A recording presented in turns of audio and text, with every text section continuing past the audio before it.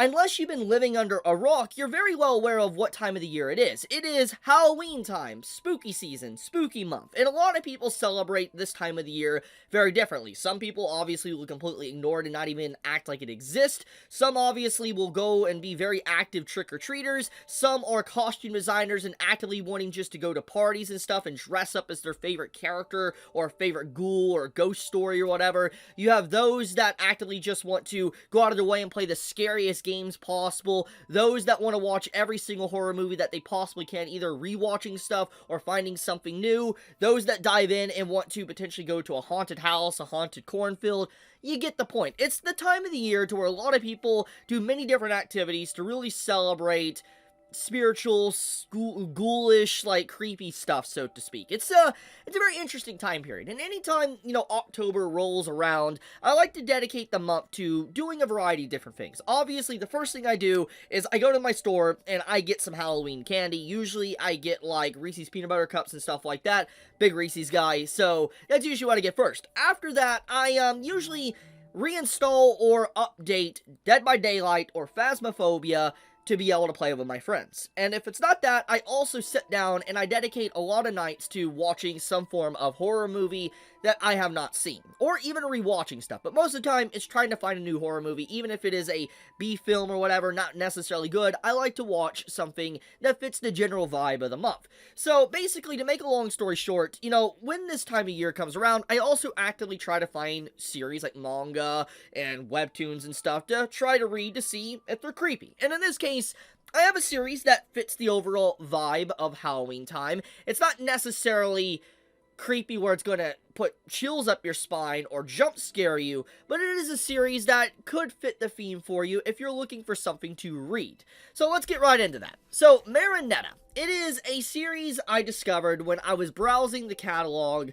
of webtoons, seeing their different horror type, stories, seeing what's out there, and there's quite a few to really see here. There's a few that's automatically caught my eye. One that I really need to get back to, though, is continuing to read Shotgun Boy. I need to read that one, but eventually I came across Marionetta, and I was like, this is actually a really interesting art style. That's the first thing I saw, and when I read the name, I was just like, this is going to scare the hell out of me, and let me explain.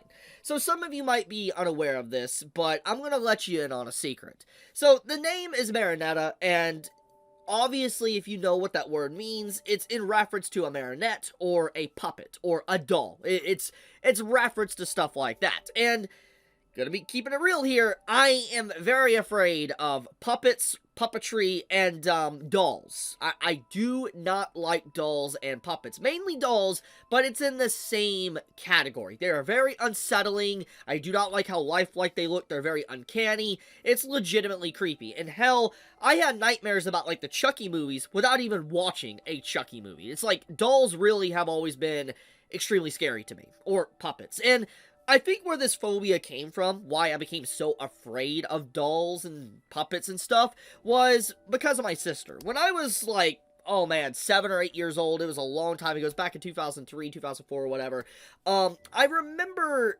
that my sister had an entire shelf, like imagine a shelf, okay? Entire shelf with a bunch of porcelain Victorian dolls stacked side by side, and very beautiful dresses, yes, I can admit that, but they were very lifelike, and their eyes were just extremely unnerving, because, like, when you walked by them, it looked like their eyes was following you, and it always freaked the hell out of me, because when I walked through the front door of the house, and I looked to the left and my sister's door was open, I could see the dolls actively looking outside the door, and it looked like they were staring at me, and it always scared the hell out of me. I did not like it whatsoever. I remember crying and saying, you gotta put those up, you gotta put those in the attic or whatever. Yes, I legitimately did that. But, anyways, to make a long story short, I don't like dolls and puppets. So, when I saw the title of this, Marionetta, I was like, this is gonna have puppetry, this is gonna have dolls and stuff, and since it's a horror tag series, this is gonna probably creep me out. I know not a lot of people are gonna have the same reaction I do, but I know I'm going to have that reaction. So, I sat down and I started Marionetta, and I looked at chapter 1. First impressions of the first chapter, Art style, I like it. It is a very unique art style, and I like the very unsettling vibe of Marionetta and what it is about. So let's get into that. What is the world? What is the setting, what it's about, and why should you sit down and dedicate some time to this? So let's segue into that. So Marionetta takes place in a circus, and on paper, when at first glance, it looks very normal. It's a normal circus, but when you really look into it, you start to notice oddities, things that don't seem normal. And then you see this panel, or this page of the, chapter, first chapter, by the way, and you see someone that has their head literally disconnected from their body, implying that either A, they're some form of undead, or they're a Dullahan, something along the lines. It's like, okay, we got supernatural entities in this world, and upon this happening, upon this girl coming into the back tent of the circus, she gets in a little bit too deep. For instance, she wants to just, get an autograph from one of the circus goers because, she was really liked the way they looked, and she saw things she obviously shouldn't see. So, upon this happening, they are all in shock, and they're like, oh no, this isn't good or whatever, and as she's in mid-run, she is grabbed by a man that has 3 eyes. He grabs a dagger. He asks basically how old she is, and it's implied that he kills her right then and there. Now, we know she is dead because, 3 chapters later, we find out that anyone that lives in the circus, okay, they are bound to the circus. It reminds me a lot of, Freak Show. It's different, but if you know what I'm talking about, it's like American Horror Story Freak Show. It reminds me of that. Anyways, basically, the character, she is bound to the circus, or anyone that is theoretically dead, they die on the circus or near the circus, they become bound to it. They can't leave. They are dead. So, she died. We know she died in this moment, and it's implied that this man kills her because she obviously saw something she shouldn't. Now, this definitely goes completely against everything that we saw later on after this, to where it's implied that the main circus owner and stuff is, very welcoming. He's not a bad guy. So it's like, why? Why would they do something like this? Obviously to keep the secret, but it's just like, that's kind of cruel. It's really cruel. Anyways, she obviously takes her death pretty well. She implies that this was her answer to basically running away from her responsibility. She didn't want to be forced to have marriage with anyone or anything like that. She wanted to run away and do her own thing, so she ran away to the circus. And this is one of our main characters and how the story starts. But that's not where the real tale fully begins. So once this all happens, our main female character, she goes looking for her friend that just is up and missing. Obviously, she's now bound to the circus. And upon doing so, she eventually runs into the circus that's on this giant, behemoth-like tank platform. Honestly, the best way to describe it is Studio Ghibli's Howls Moving Castle. If you've ever watched Howls Moving Castle and how the whole castle, just moves and stuff, literally the circus looks like it's on something like that. It literally looks like it's on, a moving tank, like Howl's Moving Castle, which is pretty cool. I don't know necessarily if the artist/author was inspired by Howl's Moving Castle. It's definitely possible. It's a very iconic movie, very well known. It's definitely had its effect on culture itself, so I could definitely see the inspiration to a degree. But regardless, having a scene remind me of Howl's Moving Castle is a straight up, I like that. That makes the scene automatically 10 out of 10 to me. But, getting into the point, though, she encounters the vessel, and she tries to, I know you have my friend, I know she has a left or whatever, and she's like, give her back. And upon doing so, she accidentally falls in front of the moving, tank/circus, and she gets run over. AKA, she dies. Very, very gruesome beginning. That's chapter 2, by the way. So, she dies. And now, she's, in this, spiritual realm thing going on, and she's becoming stretched. And she's like, what's going on with me? And she is offered a contract. And this is where the story starts to really showcase its narrative and what the objective is going to be. So basically, we are told that the contract she's given is being said that you are given a 1-year extension to your life. So AK, what it implies is that she will die within a year. 100%. But she's given a 1-year extension, and within this deal and this extension, she has to kill the actual circus ring owner. The main owner, head honcho of the circus ring. I'll talk more about him in a second, but basically she has to kill him, And then, if she decides to deny this, or she fails it, she'll die. But it's like the option or the pact that she was given is so sketchy, it's like she dies no matter what. Like, she'll die after a year, she'll die if she doesn't kill the man, she'll still die if she kills the man, and even if she doesn't die, she's still bound to the circus. So it's like, there's no escape for her. So it's just like, if she does that option, and she theoretically does kill the ringmaster or whatever, theoretically, she can condemn herself to some form of burning in the afterlife forever if that exists in this world of Marionetta. So, you get my point. There's a lot of subtle and darker themes within the story that is on display in the foreground and in the background as well.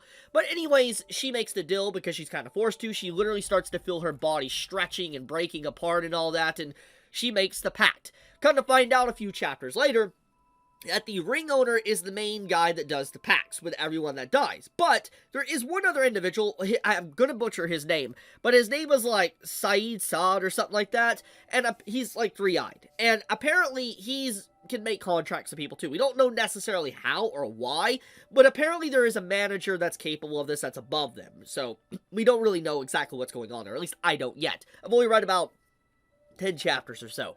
But anyways, come to find out, he can also do the same thing that the ringmaster can do. And so she made a contract, not with the ringmaster, but with actually the guy, the side or whatever his name is. So basically, to get to the long story short, she made a shady deal with a man that has ulterior motives. And so because of that whole ordeal, she doesn't have the normal deal that everyone else has, because we come to find out that everybody else's deal, they have an extension of their life basically indefinitely. They are indefinitely allowed to stay on the circus, unless they just straight up want to leave the circus, which means that they just straight up die, and they go to wherever they need to go in the afterlife. So, basically, everybody chooses to stay, they're pretty much immortal, and they're tethered to the afterlife. And her deal, obviously, is very different. You know, she doesn't have that effect of having an indefinite extension.